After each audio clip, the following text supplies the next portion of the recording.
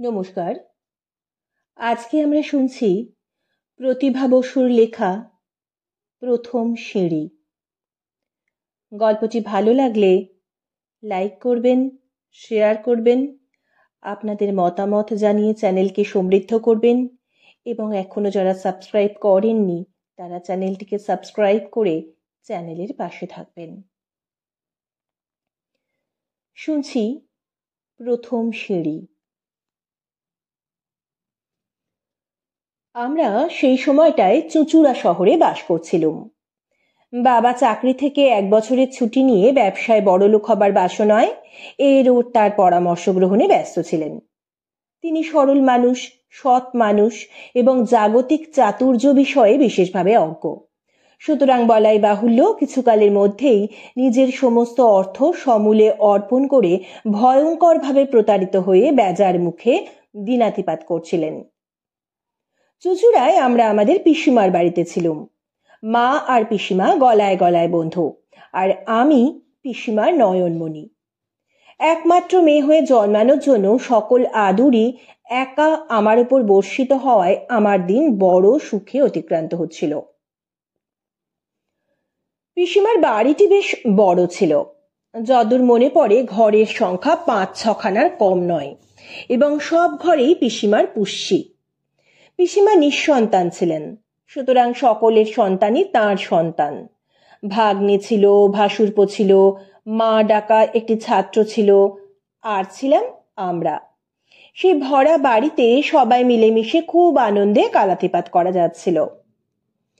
শুধু একজন মানুষই পিসিমার আশ্রিত না হয়ে বাইরে থেকে এসে হই হল্লা করে মাতিয়ে রেখে চলে যেতেন। তিনি আমার মামা। মামা হোস্টেলে থাকতেন কলকাতায়, বিএসসি পড়তেন। শনি রবি তো আমাদের সঙ্গেই কাটাতো, অন্যান্য দিনও তাঁর উপস্থিতি বাদ যেত না। মামার ধরন ধারণ বড় সরব এবং নিষ্ঠুর ছিল।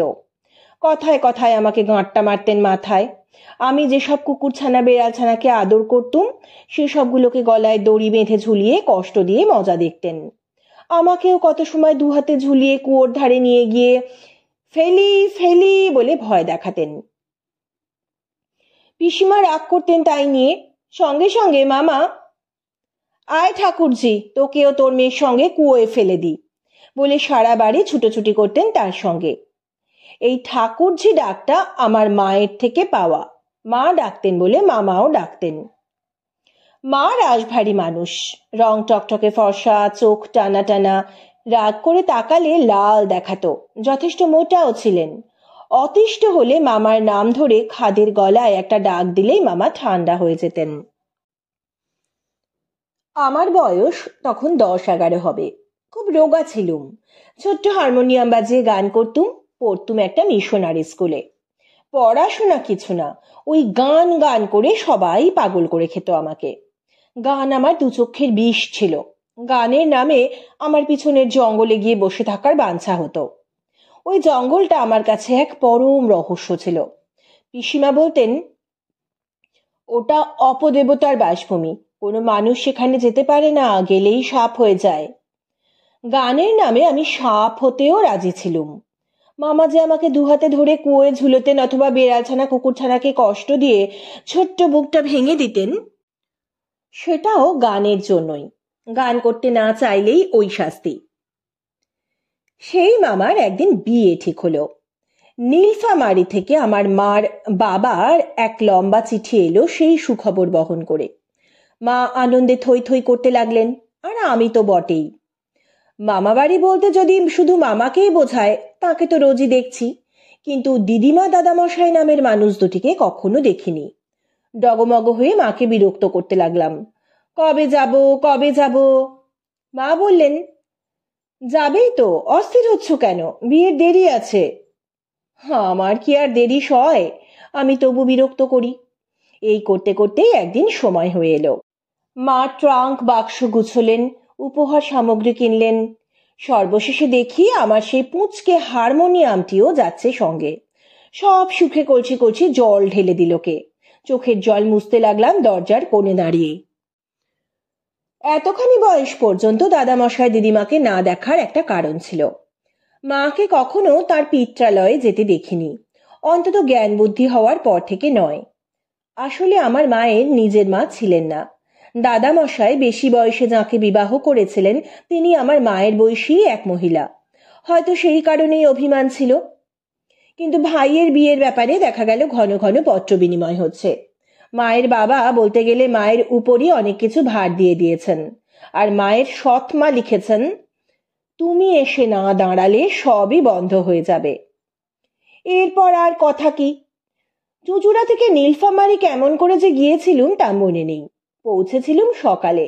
আমার একজনই মামা। মামা আগেই চলে গিয়েছিলেন। আমরা বাবার সঙ্গে গেলাম। পৌঁছে দেখি একজন পিয়নকে নিয়ে মামা দাঁড়িয়ে আছে স্টেশনে। আমার দাদামশাই সেখানকার পোস্টমাস্টার ছিলেন, সুতরাং ব্যক্তিগত কাজকর্মে মাঝে মাঝেই ডাক পিয়নেরা ব্যবহৃত হতো। মা নেমেই বললেন, কিরে বউ দেখলি, সুন্দর তো? মামা বললেন, সে তুমিই দেখবে, আমি আমার যা প্রয়োজন তা পেয়ে যাচ্ছি। ভাবি শ্বশুরটির অর্থবল আছে। এসব কথার তাৎপর্য আমার বোধের মধ্যে থাকবার কথা নয়। বউ সুন্দর কি অসুন্দর তার সঙ্গে তার বাবার ধনরত্নের প্রশ্ন কি? পরে অবশ্য বুঝেছিলাম মামা শ্বশুরের টাকায় বিলেতে যাচ্ছে এবং যত টাকা আমার দাদামশাইয়ের দাবি ছিল সবই মামার শ্বশুর সানন্দে দিচ্ছেন। ঘোড়ার গাড়িতে মাল চাপিয়ে আমরা স্টেশন ছাড়িয়ে রাস্তায় এলুম। দুপাশে লোকালয়ের চেয়ে ক্ষেত খামারি বেশি। লোকজনেরা মাতলা মাথায় দিয়ে কাজ করছে রোদে বসে। কেমন ফসল ফসল গন্ধ বেরিয়েছে। মামা বললেন, বাহেরা খুব কৃষিবিদ্যায় পটু। আমি কৌতূহলে হয়ে বললাম, বাহে কি মামা? মামা বললেন, এখানকার দেহাতি লোকদের বাহে বলে। আমাদের গাড়োয়ান দেখলুম প্রচন্ড জোরে একটা গান ধরেছে, দক্ষিণ ধারের চালাতে 3টা কদু ফলেছে, দাও বাহে কদু পাড়ায় দাও। গানটার সুর ভারী মধুর ছিল। গলার স্বর কেমন ছড়ানো ছড়ানো মতো। সুরটা আমার গলায়ও তক্ষুনি উঠে এলো। বাড়ি পৌঁছে দেখি বিয়ে বাড়ি বেশ সরগরম। গাড়ি থামতেই কত লোক এগিয়ে এলো। মা কাউকে বললেন, উমা মেজো কাকা কবে এলেন? কাউকে বললেন, ছোট কাকাও এসেছেন দেখছি। এ কি বিন্দি মাসি তুমি? আমি স্বভাবতই মুখচোরা আর লাজুক ছিলাম। আমার বাবাও তাই। সুতরাং কতটুকু সময়ের জন্য আমার আর আমার বাবার অবস্থা বেশ করুণ হয়ে উঠেছিল। তারপরে জামাই আদর শুরু হলো। আমি তখনও মায়ের আঁচল ধরে দাঁড়িয়ে আছি চুপচাপ। এক ভদ্রমহিলা কোথা থেকে এসে হাত ধরে টান দিলেন। এই বুঝি তোমার গাইয়ে মেয়ে যমুনা? এসো এসো, তোমাকে দেখি। ভদ্রমহিলা এইমাত্র স্নান করে এসেছেন বোঝা গেল। গা থেকে সাবান আর মাথা থেকে তেল মিশিয়ে বেশ সুন্দর একটা গন্ধ বেরুচ্ছিল। আমাকে কাছে নিয়ে তিনি আদর করলেন। ইতিমধ্যে পোস্ট অফিসের ভিতর থেকে এক দীর্ঘকায় ভদ্রলোক বেরিয়ে এসে খুশি গলায় বললেন, তোরা এসে গেছিস, আয় আয়, কেমন আছিস সব? প্রফুল্ল ভালো আছে তো? যমুনা দেখছি আরো মোটা হয়েছিস। মেয়ে কই তোর? দাদামশাইয়ের পোস্ট অফিসের বাড়ি একই সঙ্গে ছিল, সদর আর অন্দর। পোস্ট অফিসের দালানের পেছনেই অন্দরের কোয়ার্টার। কোয়ার্টারের দরজা দিয়ে বেরিয়ে এলেই পোস্ট অফিসের সামনে পড়ে যেতে হয়। বুঝলাম উনি আমার দাদামশাই, আর যিনি আমায় কাছে টেনে নিলেন তিনি আমার দিদিমা। জিনিসপত্র নামানো হলো। আমরা সব ভিতর বাড়িতে চলে গেলাম। বাড়িটা বড় না, কিন্তু লোকে লোকারণ্য। বিয়ে উপলক্ষে বহু আত্মীয় পরিজন এসে ভিড় করেছে। আমাদের জন্য একটি নির্দিষ্ট ঘর রাখা আছে দেখলাম। সে ঘরেও ভিড়। আমার প্রাণ ত্রাহি ত্রাহি করছিল। এরই মধ্যে কে একজন প্রস্তাব করলেন, খেয়ে দে বিশ্রাম করে নাও, তারপর তোমার মেয়ের গান শুনবো যমুনা।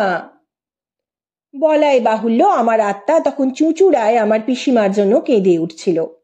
ইচ্ছে করছিল ছুটে পালিয়ে যাই। আমার এই দুঃখ শুধু আমার পিসিমাই বুঝতেন।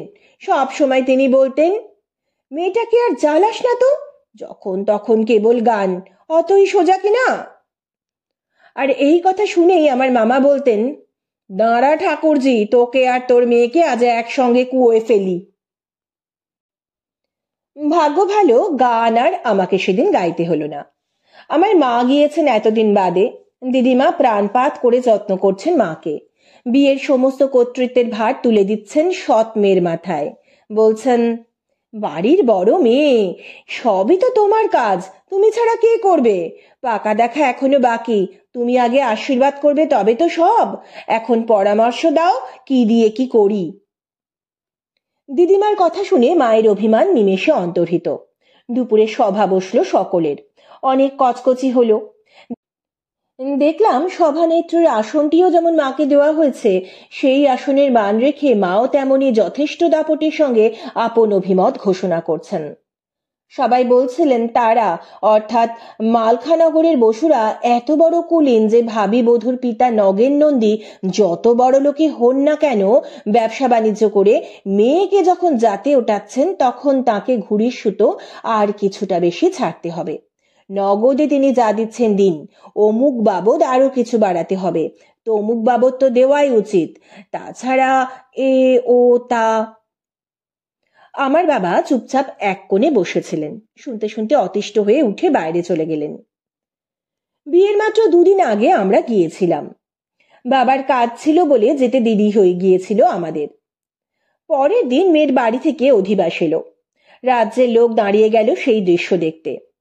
আমার অনভিজ্ঞ ছোট বয়সের ছোট চোখ দুটো ছিটকে বেরিয়ে আসছিল দেখতে দেখতে। চাল, ডাল, তেল, নুন, ঘি, ময়দা, গরম মশলা, বোধহয় সংবৎসরের ভোজ্যবস্তু নিয়ে আসছিল বাহেরা মাকে মাকে করে। তারপর এলো মিষ্টি, রসগোল্লা, পান্তুয়া, প্রাণহরা, ক্ষীরের চপ, ছানার অমৃতি, মিহিদানা, সীতাভোগ, এমন কোনো নাম নেই যা ওরা দেননি। আর সাইজ কি! তারপরে এলো নারকোলের খাবার। কত রকম জিনিস যে তৈরি করেছে তা দিয়ে এখন মনে করলে স্তম্ভিত হয়ে যেতে হয়। বেলা 10টা থেকে প্রায় 1টা পর্যন্ত শুধু এইসব এলো। উঠোনে আর জায়গা হচ্ছিল না, পাশের বাড়ির 2টো ঘর নেওয়া হয়েছিল চেয়ে। বাড়ির লোকজনেরা সেখানে নিয়ে গিয়ে জমা করতে লাগলো। আমার মা, আমার দিদিমারা এবং অন্যান্য আত্মীয়রা যারা সবাই দাঁড়িয়ে দাঁড়িয়ে ফর্দ মিলিয়ে জিনিস নিচ্ছিলেন, আমি মধ্যে মধ্যে তাদের মুখে বেশ অসন্তোষ দেখছিলাম। কেউ কেউ বলছিলেন, ঘিটা তো খাঁটি নয়।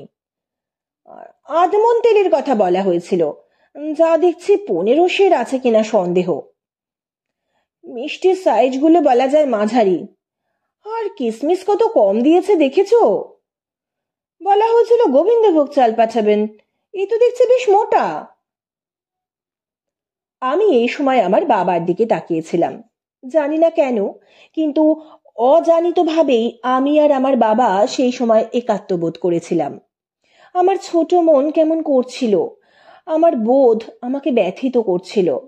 বাবা মাকে নিচু গলায় বলছিলেন, এসব কি করছো? মা বাবার কথায় কান দিচ্ছিলেন না। বিয়ে হয়ে গেল পরের দিন। মামিকে আমার এত ভালো লাগলো, এত সুন্দর লাগলো যে বলতে পারি না। সবাই কিন্তু বলছিল মামির রং কালো, মামির নাক মোচা। এইসব কথা শুনে আমার কান্না পাচ্ছিল। আমার মা শুধু বললেন, এমন লাবণ্য আর দেখেছ নাকি? আর চোখ, কি সুন্দর বড় বড় চোখ। অল্প বয়সী ভাইয়ের বউকে মা আমার মতোই ভালোবাসছিলেন সেদিন। বাপের বাড়িতে মামির একটা বিচ্ছিরি নাম ছিল, সেটার বদল হলো শুভরাত্রির দিন। মাই বদলালেন, বললেন, সুকৃতি একটা কি বিশ্রী নাম, ওর নাম থাক সুষমা। সুষমাও বেশ পুরনো নাম, তবু মা বলেছেন এর উপর আর কথা কি। মা অবশ্য কারণ হিসেবে ওই একই কথা বললেন। মামি আসার পরে বাড়িটাতে আর ফুর্তি ধরছিল না। আমি একদণ্ড মামির কাজ ছাড়া হচ্ছিলাম না। মামার গায়ের সুগন্ধ আমায় পাগল পাগল করছিল। জুঁই ফুলের গন্ধ, সেন্টের গন্ধ, মাথার তেলের গন্ধ, স্নো পাউডারের গন্ধ, নতুন কাপড়ের গন্ধ, সব মিলিয়ে কি যে মাদকতা অনুভব করছিলাম বলা যায় না। আর গায়ে কি গয়না, বাপ রে বাপ! এটাই আমার বড় খারাপ লাগছিল। আমি দেখছিলাম মামির খুব কষ্ট হচ্ছে গয়নার চাপে, কিন্তু কিচ্ছুটি বলার উপায় নেই। কত লোক আসছে বউ দেখতে, গয়নাও তো দেখতে হবে। মেয়ের বাড়ি সবাইয়ের নেমন্তন্ন ছিল সেদিন, দুপুরের নেমন্তন্ন। আমি দেখছিলুম বাপের বাড়ির লোকেদের জন্য মামির কি ব্যাকুল আগ্রহ। বোনেরা তাড়াতাড়ি এলো, দিদিকে ঘিরে বসলো তারা। আস্তে আস্তে আরো সবাই এসে গেলেন। কোলাহলে পূর্ণ হয়ে উঠল বাতাস। চিৎকার, চেঁচামেচি, খাওয়া দাওয়া, কুকুরের দল ঠেকানো, ভিখিরি বিদায়। এরই মধ্যে কে একজন বলে উঠল, আরে আমাদের রাজপুত্রই দেখি আসছে না এখনো। রাজপুত্র? আমি খাচ্ছিলাম, আমার খাওয়া দাওয়া মাথায় উঠল। তাহলে ওই বিয়ে বাড়িতে একজন রাজপুত্রও আসছে, সেই রাজপুত্র যারা রাজকন্যাদের ঘুম ভাঙায় সোনার কাঠি রূপোর কাঠি ছুঁয়ে, তারপর ভালোবাসে, তারপর বিয়ে করে। একটি রাজকন্যার জন্য একটি রাজপুত্রকে যে কত কষ্ট করতে হয়, কত বিপদ আপদ মাথায় নিয়ে চলতে হয়, পাহাড় পর্বত সমুদ্র কত কিছু ডিঙোতে হয়, তার অন্ত আছে? স্বয়ং সেই রাজপুত্র আসছে এখানে, এই বাড়িতে, আমার দাদা মশাইয়ের বাড়িতে। আমি একেবারে স্তম্ভিত। একটি কালো মতো ছেলে, সবাই তাকে আকালু বলে ডাকছিল, সে বলল, রাজপুত্রের পোশাক পছন্দ হয়নি যে, হাসবে কি করে? সে তো বটেই, মনে মনে ভাবলাম আমি। রাজা টাজাদের তো আর যেমন তেমন পোশাকে যেখানে সেখানে যাওয়া চলে না। কিন্তু কিরকম পোশাকে আসবে রাজপুত্র? আমি তাকে কেমন দেখব? সে কোথায় বসবে, কোথায় দাঁড়াবে? বুকটা একেবারে ধকধক করছিল, দুর্বল দুর্বল লাগছিল। খাওয়া নিয়ে আমার ঝামেলা বরাবরই আমার মার একটা বিরক্তির কারণ ছিল, সুতরাং আমি খেতে বসলে মা ঠিক হাজির থাকবেন সেখানে। সেদিনও ছিলেন। আমার অন্যমনস্ক ভাব দেখে বকলেন, আবার হাত থামাচ্ছিস কেন? আগে মাছটা খেয়ে নে। আমি এক পলকে মার মুখের দিকে তাকিয়ে থাকলাম। রাজপুত্র আসবে বলে সেখানে কোনো ভাবান্তর ছিল না। কেন? কেন নেই? কারো তো নেই, সবাই তো বেশ স্বাভাবিক আছে। আমি কেন এমন বিহ্বল হয়ে যাচ্ছি শুধু শুধু?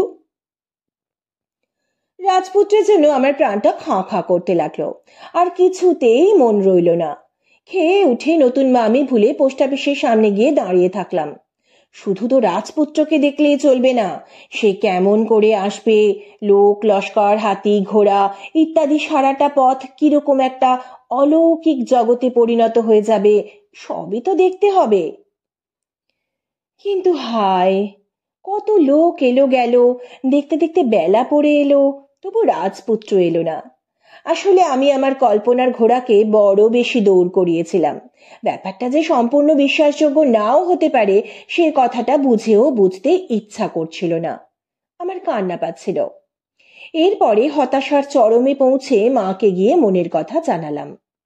মা প্রথমটায় বুঝতে পারেননি, ভুরু কুঁচকে বললেন, কি বলছিস তুই?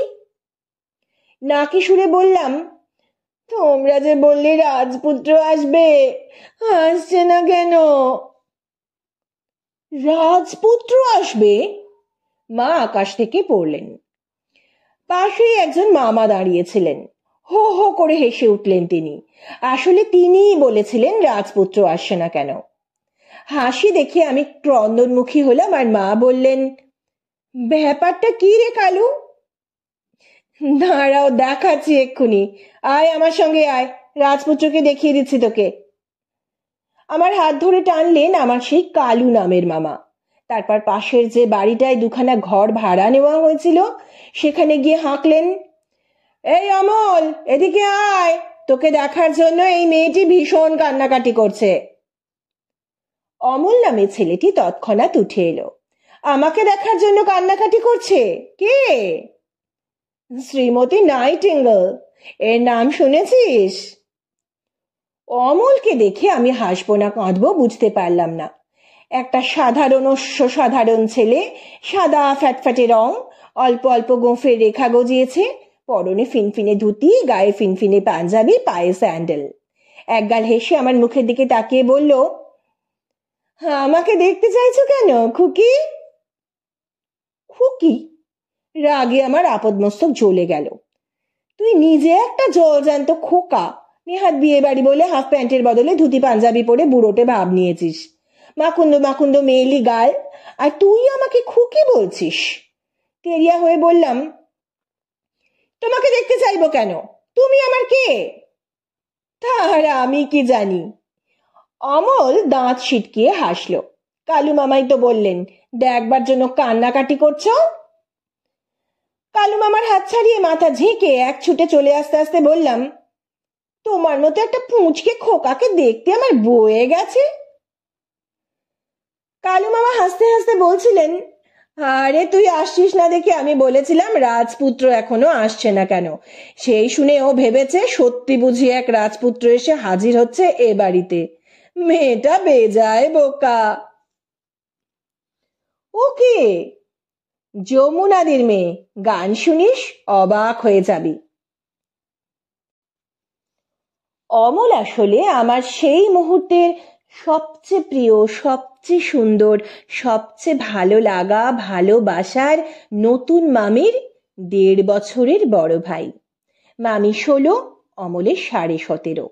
মামির ভাই, সুতরাং আমারও নিশ্চয়ই কিছুটা প্রিয় হওয়া উচিত ছিল, কিন্তু অমলটাকে আমি সহ্য করতে পারছিলাম না। মার কাছে গিয়ে তক্ষুনি নালিশ করেছিলাম, ওই সাদা ছেলেটা আমাকে খুকি বলেছে। মা বলেছিলেন, এই অন্যায়ের কোনো ক্ষমা নেই, আমি এক্ষুনি ডেকে বকে দিচ্ছি। বকুন না বকুন কিছু আসে যায় না, ছেলেটা যে আমার ২ চক্ষের বিষ হলো তা আর গেল না। বিয়ের পরে অনেক অনুষ্ঠান থাকে, সেই সব যে আমার কি ভালো লাগছিল বলতে পারি না। আমি যেন সেই সব সুন্দর সুন্দর অনুষ্ঠানের একটা অঙ্গ হয়ে যাচ্ছিলাম। কিন্তু দেখতে দেখতে ফুরিয়ে গেল খেলা। বিয়ের ঠিক ১২ দিনের দিন মামা বিলেত রওনা হয়ে গেলেন, আর ১২ দিনের বিবাহিত ১৬ বছরের মামির কান্না দেখে আমারও চোখ মুখ ফুলে গেল। মামা গেলেন জার্মানিতে ইঞ্জিনিয়ারিং পড়তে, শুনলাম ৩ বছর বাদে ফিরবেন। নীলফামারী স্টেশন সেদিন মামার আত্মীয় পরিচিতদের ভিড়েই ভিড়াক্রান্ত ছিল। বাপের বাড়ির লোক, শ্বশুর বাড়ির লোক, বন্ধু বান্ধব, প্রতিবেশী। বিলেত যাওয়া তো বড় সোজা কথা নয় তখন। ৭ সমুদ্র ১৩ নদীর পাড়ে যাচ্ছে যে লোকটা, সে কি একটা অমনি ব্যাপার? বলাই বাহুল্য, তার মধ্যে ওই ছেলেটাও গিয়েছিল। ট্রেন ছেড়ে গেলে ছুটে ছুটে রুমাল উড়াচ্ছিল খুব, আবার সেই রুমাল দিয়ে চোখ মুছছিল। এক সময় কি করে যে ওর সঙ্গে আমি মুখোমুখি ধাক্কা খেলাম কে জানে। পাকা গলায় বলল, বেচারা, ব্যথা দিলাম নাকি? আমার মামার জন্য খুব কষ্ট হচ্ছিল তখন। মামির কান্না দেখে বুক ভেঙে যাচ্ছিল। মায়ের হেঁচকির শব্দে ভিতরটা যেন পুড়ে যাচ্ছিল। ভুরু কুঁচকে ছিটকে সরে গেলাম, কিন্তু ছেলেটা আমার হাত ধরে ফেললো, এক টানে সরিয়ে আনলো এপাশে। রেগে গিয়ে বলল, যদি লাইনে পড়ে যেতে কি হতো? তাকেই দেখলাম ছিটকোতে গিয়ে ঠিক লাইনের কাছে চলে এসেছিলাম। ১০খানা ঘোড়ার গাড়ি চেপে তারপর বাড়ি ফিরলাম আমরা। মামার বিচ্ছেদে সবাই খুব শোকার্ত ছিল। দেখলাম অমলটাই বেশ সরগরম করে রাখার চেষ্টা করছে আবহাওয়াটা। আমার দাদা মশাইয়ের বাড়ি আর মামির বাপের বাড়ি খুব কাছাকাছি ছিল। ২ পরিবারের মধ্যে যথেষ্ট যাতায়াতও ছিল। অমল এবং মামি কেউই এদের অপরিচিত নয়ই, বরং খুব ঘরোয়া। আমার দাদা মশাই ওদের জ্যাঠামশাই, আর দিদিমা ওদের জ্যাঠাইমা। বিয়ের পরেও মামি শ্বশুরকে আগের মতো জ্যাঠামশাই ডাকতেন, কিন্তু দিদিমাকে মা বলতেন। অমলটা এত সর্দার যে বাড়িতে এসে স্টোভ জ্বালিয়ে চা করতে লেগে গেল। বলল, ৫টা বাজে, চা না খেয়ে পারবো না জেঠিমা। এই শুকু, প্যাঁ প্যাঁ করে কাঁদছিস কেন? আয় না, আমাকে সাহায্য করবি। এই খুকি, থুড়ি, টুসুরানি না ফুসুরানি না কি যেন নাম তোমার, দেখো না রসগোল্লার গামলাটা তোমার মা কোথায় লুকিয়ে রেখেছেন, বার করে আনো না। রাগে চোটে বললাম, আমি তোমার মতো চোর না, আমি তোমার মতো অভদ্র না। কেন? চোরই বা হতে গেলাম কেন? আর অভদ্রদের বা কি করলাম?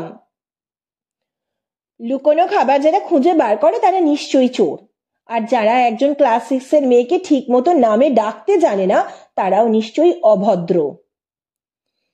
ইস, তাহলে তো খুব অন্যায় কাজ করে ফেলেছি। ঠিক আছে, মিষ্টির গামলা খুঁজে দরকার নেই, আর ভুল নামে ডাকার জন্য ক্ষমা চাইছি। তাহলে বুলবুল ডাকবো কেমন? আমার নাম মোটেও বুলবুল নয়। বারে, কালু মামা সেদিন নাইটেঙ্গেল বললেন না। আমার নাম রাধারানী, সবাই আমাকে রাধা বলে। তাই নাকি? অত সুন্দর নামটা কি আমি টুসু ফুসু করে দিয়েছিলাম? ছি ছি ছি, কি প্রায়শ্চিত্ত করলে তুমি খুশি হও বলো, আমি তাই করব। আমি এততেও যখন মুখের ভার একটুও কমালাম না, তখন কাছে এসে খুব ভাব দিয়ে বলল, রাগ করো না লক্ষ্মীটি, আমি তোমাকে বুলবুলিই ডাকবো এবার থেকে। তোমার গান শুনে না আমার মাথাটাই খারাপ হয়ে গেছে, বুলবুল ছাড়া ভাবতেই পারছি না। এ কথার পরে আমি ওকে রসগোল্লার গামলাটা খুঁজে দিয়েছিলাম, চা তৈরি করার সাহায্য করেছিলাম এবং খুব বিশ্রী চা হয়েছিল। সবাই বলেছিল ওয়াক থু। বলছিল বটে, কিন্তু মামা চলে যাবার বিচ্ছেদ বেদনা অনেক লাঘবও হয়ে গিয়েছিল অন্য ধরনের কথাবার্তা ইত্যাদিতে। দিদিমা অমলকে নিষ্কর্মারধারী, অপদার্থ ইত্যাদি বলে নিজেই শেষে খুব ভালো চা খাওয়ালেন সকলকে। পরের দিন থেকে বিয়ে বাড়ি আস্তে আস্তে খালি হয়ে যাচ্ছিল, 2-4 দিনের মধ্যেই নিঝুম। কে বলবে এই বাড়ি এই কদিন আগে কি মুখর ছিল। আমার অনেক ধরনের বদ স্বভাব আছে, যে কেউ এই বাড়ি থেকে যাক না কেন কান্না আমার পাবেই। কাজে কয়েকটা দিন ধরে আমাকে যথেষ্ট নাকের জলে চোখের জলে ভাসতে হলো। দিদিমা আমাদের সহজে ছাড়লেন না, বললেন, প্রফুল্ল তো এখন আবার তার পুরনো চাকরিতে ফিরে যাচ্ছে ঢাকায়, তোমরা থাকো, সে গিয়ে আগে বাড়িঘর ঠিক করুক, তারপর এসে নিয়ে যাবে।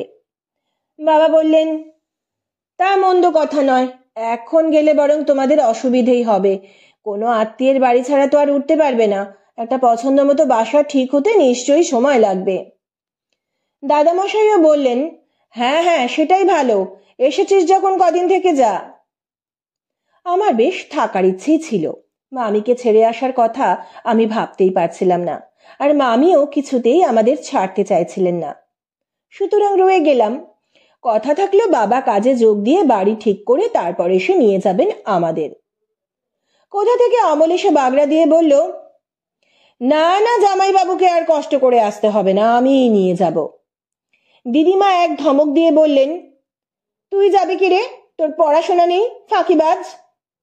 অমল বলল, শোনো জেঠিমা, পড়াশোনা হলো একটা চিরন্তন ব্যাপার, এ বছর না পড়লাম তো ও বছর পড়বো, ও বছর না পড়লাম তো সে বছর পড়বো, কিন্তু এই যে দিদিদের নিয়ে ঢাকায় যাব, এ সুখ আবার আমার জীবনে নাও আসতে পারে। বলে আমার দিকে চোখ নাচালো, তারপর খুব বিভৎস সুরে বাহেদের মতো গলায় বদ উচ্চারণে, যতবার আলো জ্বালাইতে চাই নিভে যায় বারে বারে, আমার জীবনে তোমার আসন গভীর অন্ধকারে, এই গানটা গাইতে গাইতে চলে গেল। মামি বলল, দাদাটা যে কি না। পড়াশোনায় অমলের সত্যি মন ছিল না, ওরা বড় লোক, বাবা 3টে মাস্টার রেখে কোনো রকমে 2nd ডিভিশনে ম্যাট্রিক পাস করিয়েছিলেন, তারপর ভর্তি হয়েছে রংপুরে কলেজে, কামাই করে করে সীমা দিচ্ছে। বিশেষত এই বিয়ে উপলক্ষে যা করছে না তার কোনো কথাই নেই, করুক। অমলের উপস্থিতি আমার দাদা মশাইয়ের বাড়িতে দেখলুম বেশ একটা আনন্দের কারণ। দিদিমা অমলকে খুব ভালোবাসেন, অমলের বোন আমার মামিকেও খুব ভালোবাসতেন, আর এখন বউই হয়েছেন। মামি এ বাড়িতে বেশ মেয়ের মতোই ছিলেন। দিদিমা ছিলেন নিঃসন্তান, সুতরাং কারো সঙ্গে ঈর্ষাদেশের প্রশ্ন না থাকায় সমস্ত কিছুই বেশ সুন্দরভাবে মিলেমিশে চলছিল সংসারে। দোষের মধ্যে এই, তিনি অসম্ভব সঙ্গীত প্রিয় ছিলেন। নিজের গলায় যদিও সুরের স্বও ছিল না, তবু অন্যের গলার সুর লোভীর মতো ভালোবাসতেন, অর্থাৎ আমাকে জ্বালিয়ে খেতেন। দিদিমা খুব কর্মঠ ছিলেন, চমৎকার রান্না করতেন, লোকজন খাওয়াতে ভালোবাসতেন। আচার, আমসত্ত্ব, মুড়ি, মোয়া, চিড়ের মোয়া এসব তৈরি করে করে তাক ভর্তি করে রাখতেন। গানের জন্য সেই সব ঘুষ দিতেন আমাকে। গান করায় আপত্তি, আমার ঘুষে পোষাতো না। আমি বলতাম, না আমি আচার চাই না, আমসত্ত্ব চাই না, কিছু চাই না, আমি গান করতে পারবো না। অমলটা কোথা থেকে এসে বলতো, লক্ষ্মীটি তুমি না চাও আমাকে এনে দাও, আমি ভীষণ আচার আমসত্ত্ব ভালোবাসি। আমি বলতাম, তুমি ভালোবাসো তো আমার কি, আমি কেন তোমার জন্য কষ্ট করতে যাব। তখন ও কানের কাছে মুখ এনে ভীষণ জোরে একটা কু দিয়ে পালিয়ে যেত, দূরে দাঁড়িয়ে বলতো, এরপর চিমটি কাটবো। আমি রুষে ফুঁসে ছুটে গিয়ে ওর হাতে কামড়ে দিতাম, কিন্তু ও তাতে একটুও বিচলিত হতো না। আসলে ওর স্বাস্থ্যটা এত ভালো ছিল যে সহজে কিছু হবার নয়। আর আমিও এমন সাংঘাতিক জোরে কামড়াতাম না যাতে একেবারে মাংসখণ্ড উপড়ে আসে। কিন্তু কামড়ানো উপলক্ষ করে ও আমাকে অনেকক্ষণ হাত ধরে আটকে রাখতো, বলতো, শাস্তি নাও, নড়তে পারবে না, প্রতিজ্ঞা করো গান করবে, জেঠিমার কাছ থেকে আচার আমসত্ত্ব নেবে এবং আমাকে ভাগ দেবে। আমি হাত ছাড়াবার চেষ্টায় ঘেমে যেতাম, কেঁদে ফেলতাম। ওকে পাজি, রাক্ষস, হাঙর, কুমির এসব অনেক কিছু বলতাম। ওর তাতে কিছুই এসে যেত না। আর এসব কাজ ও একটু বেশ আড়ালে আবডালেই করতো। তারপর আমি যখন মা মা বলে ভীষণ চেঁচাতাম তখন ছেড়ে দিয়ে হি হি করে হাসতো। ওর দাঁত খুব সুন্দর ছিল। আমি দেখতে না পারলে কি হবে, বাড়ির সবাই ভালোবাসতো ওকে। মা বলতেন, অমলটার মতো এমন সুন্দর একটা ফুর্তিবাজ ছেলে কাছে থাকলে জীবনে আর দুঃখ থাকে না। ছোটবেলায় লুকিয়ে লুকিয়ে আমার একটু পদ্য লেখার অভ্যেস ছিল। রেগে গিয়ে কাঠ পেন্সিল দিয়ে বড় বড় দেওয়ালে লিখে রেখে এলাম, শোন রে অমল নন্দী, তোর সকল ফন্দি একদিন করে দেব ফাঁস, দিদিমাকে বলে দেব তুই আচার চুরি করে খাস। হাতের লেখাটা একটু অন্যরকম করে লিখেছিলাম, যাতে কেউ দেখতে পেলেও না ভাবে আমি লিখেছি। কিন্তু আমার এ চালাকি খাটল না। সেই সবচেয়ে খারাপ ছেলে অমলটাই আবিষ্কার করে শুধু যে চেঁচিয়ে চেঁচিয়ে লাইনগুলো পড়লো তাই নয়, দেওয়াল নষ্ট করেছি বলে কি নালিশ। মাকে বলল, ওকে শাসন করুন দিদি, একদিকে গুরুজনকে অপমান, অন্যদিকে দেওয়াল নষ্ট।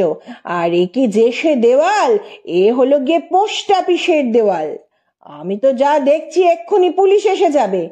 এইটুকু একটা মেয়েকে ধরে নিয়ে গিয়ে যদি হাজতে রেখে দেয় সে কি ভালো হবে?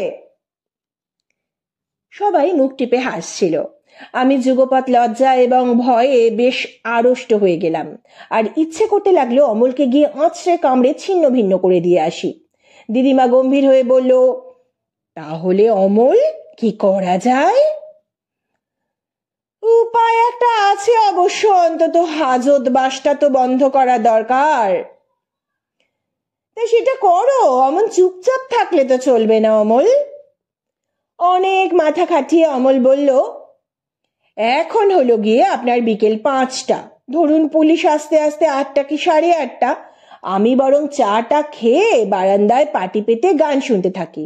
পুলিশগুলো এসে গান শুনে আর কি কোনো ঝামেলা করবে? আমার তো তা মনে হয় না। আমি দেখেছি পুলিশরা ভীষণ গান ভালোবাসে। এক সময় আমি ছুটে গিয়ে অমলের পিঠে প্রচন্ড জোরে একটা কিল মেরে বললাম, মিথ্যুক! বলেই দৌড়ে সেই দেওয়ালের কাছে গিয়ে রাশি রাশি থুতু ছিটিয়ে ঘষে ঘষে মুছে ফেললাম লেখাটা। আমার মনে কিন্তু সত্যি সত্যি একটু পুলিশের ভয় হয়েছিল, কিন্তু গানের কথা বলতেই কোথা থেকে সাহস এসে গেল। অমলও এসেছিল, আমার পিছন পিছন চুলের বেনিটা ধরে টানছিল আর বলছিল, মুছলে কি হবে, আমি ঠিক ধরিয়ে দেব। আমি ঝামটা মেরে বললাম, দিও, আমার কচ্ছু হবে।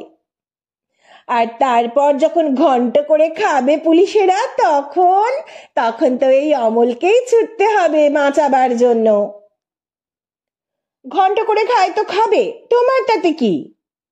আহা, কি একটা বললে! আমার নয় তো আবার কার কি? আমার বুলবুলি ঘন্ট হবে আর আমি চুপ করে বসে থাকবো? আমাকে বুলবুলি বলে ডাকা আমি পছন্দ করি না। তবে কি ডাকবো? কেন? ও, তাও তো বটে। তাহলে কি রানী বলে ডাকবো? না, আমাকে সবাই রাধা বলে। হয় রাধা বলবে, নয় রাধা রানী বলবে। না, আমি রানী বলবো। কেন? যেহেতু আমি রাজা। কি রে আমার রাজা? হ্যাঁ, তাই দেখার জন্যই তো কেঁদে কেটে একসা হচ্ছিলে সেদিন। মোটেই না, কখনো না। আচ্ছা বুলবুল, রাধা। আচ্ছা রানী, রাধা।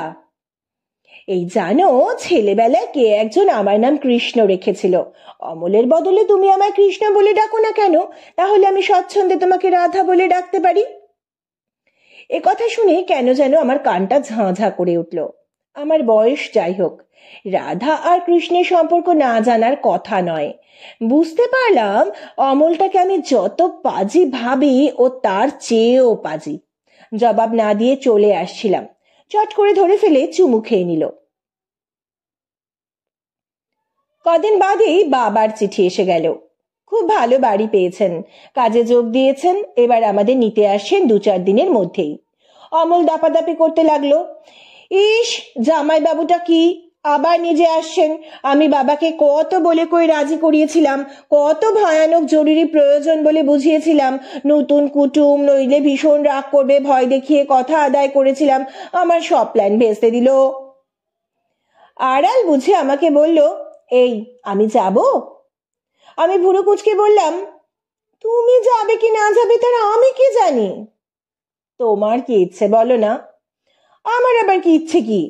বারে, আমাকে ফেলে যেতে তোমার কষ্ট হবে না? আমি এর কোনো জবাব দিলাম না। আমার কষ্টবাতিক সবসময়ই আমাকে এত কাঁদায় যে তার মধ্যে মাত্র একজনের বিচ্ছেদেই যে কি ইতর বিশেষ হবে সে কথা আমি ঠিক বুঝতে পারছিলাম না। বাবার চিঠি পেয়ে থেকেই আমার মন খারাপ চলছিল। তার মধ্যে বলাই বাহুল্য মামি প্রধান কারণ, তারপর দিদিমা দাদামশাই এরা তো আছেনই। আমাকে চুপ করে থাকতে দেখে অমল বলল, তুমি আমাকে একটুও ভালোবাসো না না? এখানেও আমি চুপ। এসব কথা আমার হৃদয়ে প্রবেশ করছিল না। আমার বাঘার কথা মনে পড়ে গিয়েছিল। সেই মুহূর্তে বাঘাকেই আমি সবচেয়ে ভালোবাসছিলাম। বাঘা দাদামশাইয়ের এক পথের কুকুর। তা হলে কি হবে, ও বাড়িতে বাঘার প্রতাপ অপ্রতিহত। বাঘার চেহারা প্রায় ভীমসেনের মতো। সবাই বলতো এটা সরাইল্লা কুকুর। এখন যেমন ঘরে ঘরে অ্যালসেশন, তখন তো ছিল না। অ্যালসেশন নামই কেউ জানতো না, অথচ অ্যালসেশিয়ানের মতোই বড় কুকুর কখনো কখনো দেখা যেত। বোধহয় সাহেবদের কুকুররা বেরিয়ে বাঙালি কুকুরিকে গ্রহণ করে এইসব বাচ্চার জন্ম দিত। এরা সরাইলা কুকুর নামে পরিচিত ছিল। বাঘা আমার ভক্ত হয়ে উঠতে বেশি দেরি করেনি। কাঁধে পা দিয়ে দাঁড়িয়ে উঠে সে যখন আমার মুখ চাটত, মা রাগে পাখার বাট দিয়ে তাকে মারতে যেতেন। আমি তখন তাকে 2 হাতে জড়িয়ে ধরে বলতাম, না রে বাঘা, কেউ তোকে মারবে না, তবে আমি আছি কি করতে। বাঘার পোকা বেছে দিতাম, আমি লোম আঁচড়ে দিতাম, গলা ধরে আদর করতাম। বলতে গেলে বাঘা আমার প্রাণ ছিল। সেই বাঘার কথা ভেবেই সেই সময় আমি বেশি ব্যাকুল হয়ে পড়েছিলাম। হঠাৎ অমল কেন জানি রাগ করলো। যাও, তোমার সঙ্গে আর আমি কোনো দিন কথা বলবো না। আমি দেখছি আমার কোনো কথাই তোমার কানে ঢোকে না। এই বলে চলে গেল। তারপর একদিন সকালে বাবা এলেন। এসেই, চলো চলো। কি করবেন? ছুটি তো নেই, মাত্র 1 সপ্তাহের করার, তা যেতেই তো 2 দিন, তার মানে মাঝে 5 দিন। সকলেরই মন খারাপ, মামির তো সবচেয়ে বেশি। দিদিমা যে কত রকম রান্না করছিলেন তার ইয়ত্তা নেই। দাদু পোস্ট অফিস ছেড়ে বারে বারে চলে আসছিলেন কোয়ার্টারে। এর মধ্যে অমলই কেন জানি অনুপস্থিত। মামি বললেন, আমার সঙ্গে যাবে ও বাড়ি, দাদাটার নাকি ফ্লু মতো হয়েছে। আমি তো এক বাক্যে রাজি, কিন্তু গিয়ে দেখলাম ফ্লু না হাতি। কে একটা মেয়ের সঙ্গে বসে পুরো দমে লুডো খেলছে। মামি বললেন মেয়েটা ওদের পিস্তুত দাদার শালি। হোক শালি। আমার যে কি ভয়ঙ্কর রাগ হলো বলতে পারি না। মুখটা হাঁড়ির মতো করেছিলাম। অমল হেসে বলল, খেলবে নাকি? বললাম না। এসো না। না। লুডোটা ঠেলে দিয়ে অন্য মেয়েটির দিকে তাকিয়ে বলল, আজ এই পর্যন্ত থাক সীতু, আবার কাল। দেখলাম সীতু নামের মেয়েটি আমার চেয়ে বেশ বড়, শাড়ি পরেছে, রং ফর্সা, মোটা সোটা গড়ন। মামি একটা চোখ ছোট করে জনান্তিকে বললেন, কিরে দাদা, ভাবি বউয়ের সঙ্গে দেখছি খুব প্রেম জমিয়েছিস। অমল আমার দিকে তাকালো, তারপর বলল, যার সঙ্গে জমাতে চাই সে যে পাত্তা দেয় না।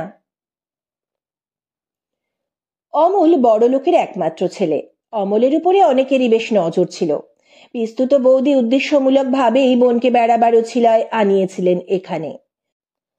অমলের মা বাবা নিজেরাও মনে করছিলেন মেয়ের বিয়ে দিয়ে বাড়িটা যতখানি খালি হয়ে গেছে, ছেলের ছোট বয়সে বিয়ে দিয়ে তার কিছুটাও যদি ভরে নিতে পারেন। আমার যে কি হলো সেদিন, কেন যে ঘুমন্ত শান্ত সরল মনটা ঈর্ষার আগুনে জ্বলে উঠল, কিছুই বুঝতে পারলাম না। গুম হয়েই বসেছিলাম। একসময় ফাঁক বুঝে ছুটে রাস্তায় বেরিয়ে এলাম। আমার আর এক দণ্ড অমলদের বাড়িতে থাকতে ইচ্ছে করছিল না। কিন্তু রাস্তায় এসেই বুঝতে পারলাম, আমি যেরকম ভীতু মেয়ে, তাতে এই অন্ধকারে একা একা বাড়ি ফেরা আর সমুদ্র সাঁতার দিয়ে পার হওয়া দুই সমান। এখন কি করি? মানের মাথা খেয়ে আবার ফিরে যাই না দাঁড়িয়ে থাকি? ভাবতে ভাবতে যখন পাগল হয়ে উঠেছি, পিছন থেকে এসে কে জাপটে ধরলো। সঙ্গে সঙ্গে আমি মা গো বাবা গো বলে চিৎকার করে উঠেছিলাম। সে বলল, চুপ চুপ, আমি অমল, পালিয়ে এসেছো কেন? সাহস বেড়ে যেতেই রাগে অস্থির হয়ে বললাম, বেশ করেছি। অমল বলল, না, মোটেও বেশ করনি, খুব খারাপ করেছ। আমি খারাপ করি আর ভালো করি, তাতে তোমার কি? তুমি লুডো খেলছিলে, খেলোগে যাও। কেন, লুডো খেলা কি দোষ? আমি কি বলেছি দোষ? তবে বকছো কেন? ও মা গো, আমি আবার বকলাম কোথায়? যে যার বউয়ের সঙ্গে লুডো খেলবে, তাতে আমি কেন বকতে যাব? ও, তাহলে বউয়ের সঙ্গে লুডো খেলাটাতেই তোমার আসল আপত্তি?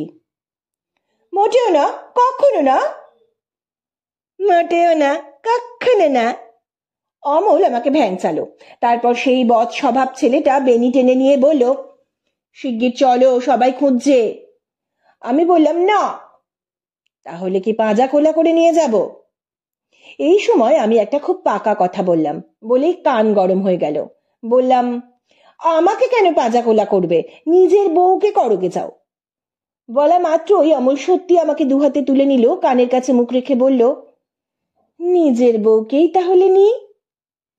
আমি রোগা ছিলাম খুব, কিন্তু লম্বাও ছিলাম অনেকটা। বই পড়তে শিখেছিলাম ছোট থেকে। বুঝি না বুঝি ছোটদের বড়দের সব বই হাতের কাছে পেলে অক্ষর গিলতাম। মামার বিয়েতে সদ্য সদ্য অনেক শরৎচন্দ্র পড়া হয়ে গেছে। তার ফলেই কি সেদিন সেই রাত্রে আমার বুকের মধ্যে অমন একটা অজানা অদ্ভুত কাঁপুনি উঠেছিল। আমার চোখ দিয়ে নিজে থেকেই জল বেরিয়ে এলো। আমি অন্ধকারেও তা গোপন করতে পারলাম না, কেননা অমলের বুকের গেঞ্জিটা দেখতে দেখতে ভিজে গেল। তারপরে মাঝখানের দুদিন, যে দুদিন আর আমরা নীলফামারীতে ছিলাম, সেই দুদিন বলতে গেলে অমল সব সময়ই আমার মামার বাড়িতে কাটাতে লাগলো। আমি আর ওর সঙ্গে স্বাভাবিক হতে পারলাম না। চলে আসবার আগের দিন সকালবেলা অমল নিভৃত হলো চেষ্টা করে। বলল, কালই তো চলে যাবে, খুব ভালো লাগছে না? সেই রাত থেকে এক লাফে 11 বছরের মেয়ে আমি প্রায় 14 বছরে পৌঁছে গিয়েছিলাম। আমার লজ্জা হয়েছিল, সংকোচ হয়েছিল, আমার বুকের মধ্যে এমন একটা বোধ জন্মেছিল যার অনুভূতি পূর্বে কখনো ছিল না। অমলের কথার জবাব আমি এই কথাটাই বলতে চেষ্টা করলাম, তুমিও চলো না আমাদের সঙ্গে। বলতে পারলাম না। সেই নতুন লজ্জা আমাকে ঠোঁট ফাঁক করতে দিল না। কিন্তু অমল ঠিক সেই কথারই প্রতিধ্বনি করে বলল, যদি তুমি আমাকে একটু ইচ্ছেও দেখাতে, আমি ঠিক মা বাবাকে বুঝিয়ে চলে যেতাম তোমাদের সঙ্গে। আমি তখনও চুপ। এরপর অমল আস্তে আস্তে চলে গেল। যাবার দিন দিদিমা আমাদের খাইয়ে দিলেন তাড়াতাড়ি। অনেক খাবারও দিলেন পথের জন্য। ঘোড়ার গাড়িতে ট্রাঙ্ক বাক্স তুলে দেবার সময় চোখ মুছতে লাগলেন। মামির তো কান্নার বিরামই নেই। দাদামশাইও কেমন অস্থির অস্থির ভাব করতে লাগলেন। মাও কাঁদছিলেন। আর বাঘাটা যা করছিল তা বলার নয়। ঘোড়ার গাড়ি সঙ্গে সঙ্গে সমানে যে কত দূর ছুটলো তার ঠিক নেই। আর আমি সব বিষয়ে সকলের জন্য ছিঁচকাদুনে মেয়ে। আমি বসে থাকলাম শুকনো চোখে। আমি কাঁদতে চাইছিলাম, কান্না আসছিল না। কাঁদলাম স্টেশনে এসে।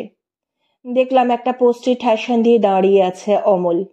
তাকে দেখা মাত্রই আমার ভিতর থেকে একটা ফোঁপানি উঠে এলো। আমার গলার আওয়াজ প্রায় বেরিয়ে আসতে চাইল। মা চেঁচিয়ে বলল, ওমা, এই তো অমল, তুমি কোথায় ছিলে? যাবার আগে আমরা সবাই তোমাকে খুঁজছিলাম। মৃদু হেসে অমল বলল, ভাবলাম স্টেশনে এসে অপেক্ষা করি, ওখানে সবাই নিশ্চয়ই ব্যস্ত থাকবেন। অমল আর আমার দিকে তাকাচ্ছিল না। বাবা বললেন, আমি কিন্তু ভেবেছিলাম তুমিও আসবে আমাদের সঙ্গে, ঢাকা তো যাওনি কখনো, দেখে আসবে শহরটা। অমল সলজ্জ। যাব, নিশ্চয়ই কোনো একদিন, এখন তো কলেজ খোলা। এইবার আর চোখে আমাকে দেখলো, আমার কান্না দেখলো, তারপর অন্যদিকে তাকিয়ে থাকলো। আমরা ট্রেনে উঠলাম। তখনকার সেকেন্ড ক্লাস কামরা খুব ফাঁকা ছিল, প্রশস্ত ছিল। মা জিনিসপত্র গুছিয়ে নিচ্ছিলেন, বাবা নিচে নেমে কুলিদের বিদায় দিচ্ছিলেন। আমি আর অমল পাশাপাশি বসেছিলাম চুপ করে। তারই মধ্যে হুইসল বাজলো, নিচের যাত্রীরা দৌড়ে দৌড়ে উঠে এলো, বিদায় দিতে আসা পরিজনেরা দৌড়ে দৌড়ে নেমে গেল, গাড়ি দুলল, বাবা এলেন, আর অমলও লাফিয়ে নামলো। আর সেই সময় আমি সব ভুলে উচ্ছ্বসিত কান্নায় ভেঙে গিয়ে বলে উঠলাম, তুমি যেও না অমল, তুমি যেও না। প্ল্যাটফর্ম দিয়ে চলন্ত গাড়ির সঙ্গে সঙ্গে ছুটন্ত অমলের চোখের জলে ঝাপসা গলা শোনা গেল, একটু আগে বললে না কেন? আর প্ল্যাটফর্ম ছাড়তে ছাড়তে গাড়ির চাকাও ঝিমিয়ে ঝিমিয়ে সেই কথারই প্রতিধ্বনি করল, একটু আগে বললে না কেন, একটু আগে কেন বললে না? হঠাৎ অমল মরিয়া হয়ে হাত বাড়িয়ে ট্রেনের হাতলটা ধরতে চেষ্টা করলো। আমি ঝুঁকে পড়ে সেই হাত ছুঁতে চেষ্টা করলাম। গাড়ি প্ল্যাটফর্ম ছাড়িয়ে দূরে চলে গেল, প্রতিধ্বনিও মিলিয়ে গেল। তখন চাকার শব্দ প্রচণ্ড হয়ে বলতে লাগলো, এ কিছু না, এ কিছু না, কত হবে কত যাবে, কত হবে কত যাবে। শেষ হলো আজকের গল্প প্রথম সিঁড়ি। গল্পটি ভালো লাগলে আপনাদের মতামত জানিয়ে চ্যানেলকে সমৃদ্ধ করবেন। শীঘ্রই আসছে আরেকটি নতুন গল্প নিয়ে। সুস্থ থাকবেন, ভালো থাকবেন। নমস্কার।